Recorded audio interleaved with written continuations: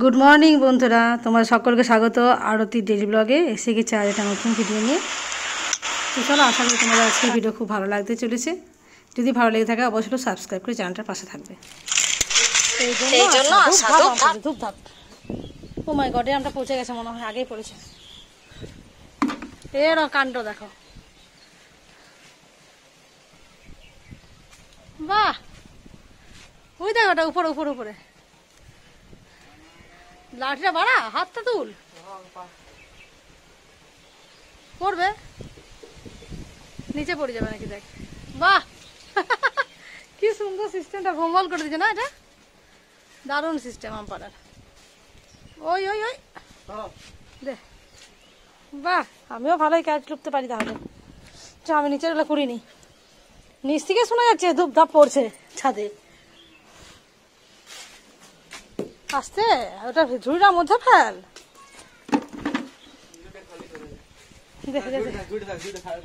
ঝুড়িটা ভর্তি হোক। বাপরে, বিরাট মেঘ আসছে। এইটাই মাত্র বললে, এই মাত্র টাটকা শক্ত। ইস, মিষ্টি যা হবে না, আজ আম খেয়ে পেট লোড হয়ে যাবে।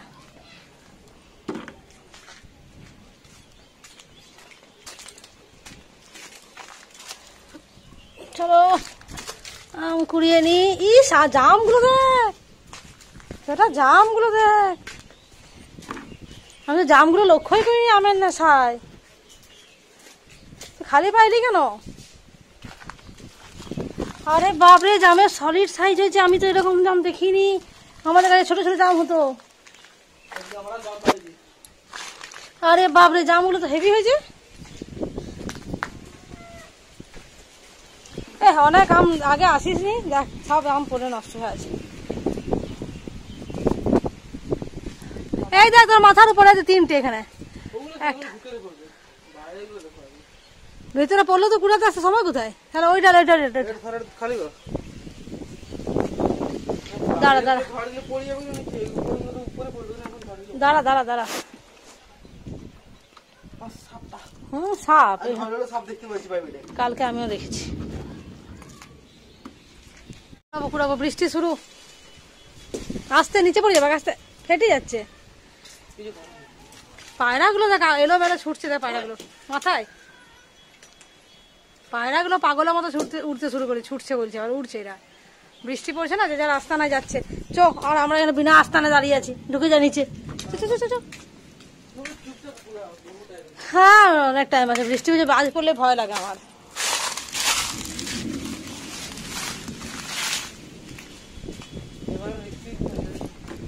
বাবা, দেখতে দেখতে আধ বালতি আম হয়ে গেল। এইটা তো বেশ পায়রার ডিমের মতন। কোথায় পড়লো রে? চো, বৃষ্টি পড়ছে বেলা, চুল ভিজে যাচ্ছি। চো,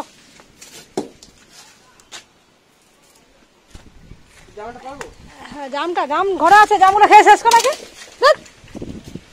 আরে জামগুলো খেয়ে তো নষ্ট হবে, গায়ে জামায় দাগ হবে। চো, কুড়া কুড়া কুড়া, অনেক পেরেছিস, কুড়া এবার। চল, বৃষ্টি চলে এলো।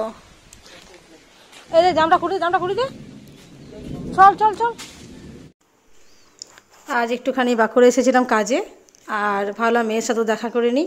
তো মেয়েকে গেছিলাম ইউনিভার্সিটি থেকে নিয়ে আসতে। আমার যেহেতু তাড়াতাড়ি কাজ হয়ে গেছিলো, ওর ফোন করেছিলাম, আমার ছুটি হয়ে গেছে, তো ওকেও নিয়ে চলে এলাম।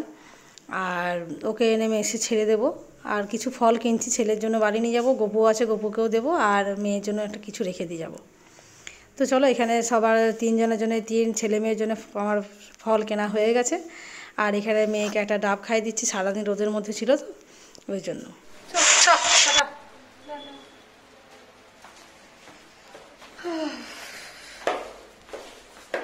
আর আসতে হবে না তোকে,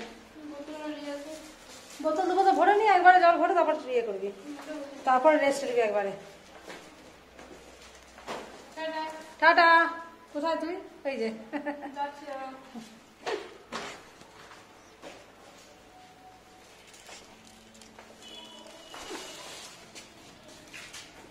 আসবি নাকি?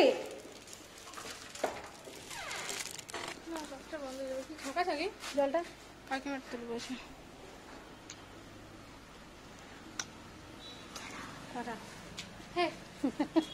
কোথা থেকে জানিস? ও ঠিক আছে, আসছি। হ্যাঁ, টাটা।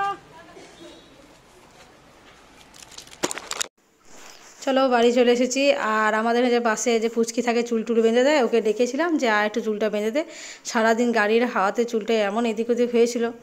আর আমার তো একদম হাতে এত ব্যথা, চুল বাঁধতে পারছি না। আমি টুকটাক সব কাজই হয়ে যাচ্ছে, এদিক ওদিক করে করে হাতে একটু রিস্ট বেল্টটা বাঁধছি, সব রকমভাবে হচ্ছে। কুনিয়ার ফোলাটা ভালোই আছে, হাতটা ভাঁজ করতেও একটু বেশি অসুবিধা হচ্ছে। তো সেই জন্য চুল বাঁধতে পারছি না। তো ওই পুচকিকে ডাকলাম, ওকে বললো এমন চুল বেঁধে দিবি যেন দিন তিনেক আমাকে আর চুল খুলতে না হয়। তো কিন্তু সেভাবেই বেঁধে দিয়েছে। আর একটি এসেছে, বললাম চল একটুখানি, মানে বাইরে তো বৃষ্টি হয়েছে, বাইরের গাছগুলো জল পেয়ে গেছে, এই ভেতরের গাছগুলোতে একটু জল দেবো বলে ওকে ডেকেছিলাম। আর সেটা আমার একার পক্ষে সম্ভব নয় কিছুতেই। ওকেই ডাকলাম, আমি একটু দাঁড়িয়ে দাঁড়িয়ে ডিরেকশন দিয়ে দিলাম। আর পুচকি সব গাছগুলোতে অল্প অল্প জল ওকে দিতে বললাম। বেশি জল দিলে কী হবে, এখন তো এমনিতে বৃষ্টি হচ্ছে, যে টাসটা পাচ্ছে। আর বেশি জল দিলে আবার গাছ আবার নষ্ট হয়ে যায়। তো যাই হোক চলো, অল্প অল্প করে জল দেওয়া করেছি, যেগুলো দরকার ছিল সেগুলোতে দিয়েছি, যেগুলো টব মানে ভেজা আছে সেগুলো দিইনি। তো সন্ধেবেলা তো ওকে তাড়াতাড়ি একটু ছেড়ে দিয়ে আসি। তো বললাম তো পৌঁছে দেবো, যে আমি চলে যাব। ওর বাবা সামনেই থাকে, দোকান করে। তো চলো এবার রুটি করব। আজকেও ছেলেকে লাগিয়েছি কাজে, এখানে ও রুটি বেলে দিচ্ছে, আমি আটাটা আস্তে আস্তে মিশে দিয়েছি। আর এই যে বাবু রুটি বেলছে এখানে, আটাটা আমি একটা হাতে আস্তে আস্তে করে বেলেছি। লেচিটা বেটা একই রকম সাইজ রাখবি। হ্যাঁ, দেখি ছোটো হয়ে গেল নাকি এটা, না ঠিক আছে, বেশি দাব দিস না, তাহলেই হবে। ও এখানে কি সুন্দর করে বেলছে, বেলুক। হাতটায় ব্যথা হয়ে এত অসুবিধা হয়ে গেছে, সব কাজে অসুবিধা হচ্ছে, তার মধ্যে অসুবিধার মধ্যেও করতে পারছি, কিন্তু এই আর রুটি বেলাটা কোনোভাবেই সম্ভব নয়। সবগুলো ডান হাতে করে বাঁ হাতটা সাপোর্ট দিয়ে দিয়ে সুন্দর হচ্ছে, কিন্তু রুটি বেলাটা অসম্ভব ব্যাপার হয়ে গেছে। তাই ছেলেকে দিয়ে করাচ্ছি। কি সুন্দর রুটিটা গোল হয়েছে, আর এটা চৌকো, একটা চৌকো রুটি, একটা গোল রুটি। চৌকোটা একটু সরু আর চওড়া হয়ে এসছে। যাই হোক, একটু কিছু মনে করিস না, খুব সুন্দর হচ্ছে। হ্যাঁ, কিন্তু রুটিগুলো ফুলছে, এটা হচ্ছে ব্যাপার। ও মা, এটা একটু চৌকো হবে না গোল হবে, এরকম একটু মানে কনফিউজ হয়ে গেছিল নাকি রে। জাস্ট পরোটা হতে যাচ্ছে ত্রিকোণ আকার, এটা ত্রিকোণ আকার।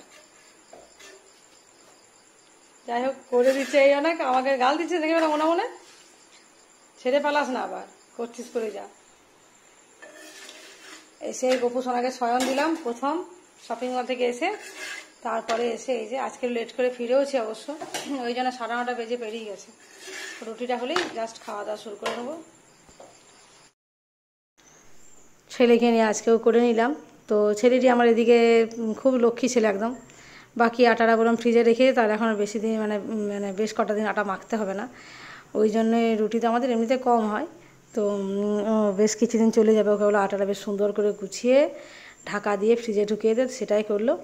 আর সব রুটিটা ঠিকঠাক হচ্ছিলো, আর এটা একটু কীরকম যেন হয়েছে। তো যাই হোক, ফুললেই হচ্ছে। তো সেটা ওকে বলছি, ওই যে মন খারাপ করেছে, তুই যে করে দিচ্ছিস সেটা আমার অনেক বড় ব্যাপার। এই হেল্পটা একটা বিরাট বড় ব্যাপার। ও যে রুটি করে দিতে পারবে, আমার কর্তাকে কদিন মুড়ি খেতে হয়েছে, ও তো মুড়ি খেতে পারে না একদম। তাও আমার জন্য ও মুড়ি খেয়েছে কদিন, তাও ছেলেটা যে রুটি করে দিচ্ছে এটা বিরাট ব্যাপার। ও বাপি কিন্তু পারে না, ওর বাপি পারে না, ও যাই হোক শিখেছে। ভালোই হলো, একটু একটু কাজ শিখে রাখা ভালো। সব সময় কখন কি বাড়িতে কী পরিস্থিতি হয়, প্রত্যেকেরই কিছু না কিছু কাজ জেনে রাখা দরকার। একটু আলু ভাতে ভাত, একটুখানি রুটি বা কিছু জোগাড় দিয়ে করে রাখা প্রত্যেকেরই দরকার শিখে রাখা। তো যাই হোক চলো, আজকের মতো রাখি। যদি ভালো লেগে থাকে অবশ্যই একটু সাবস্ক্রাইব করে পাশে থাকবে।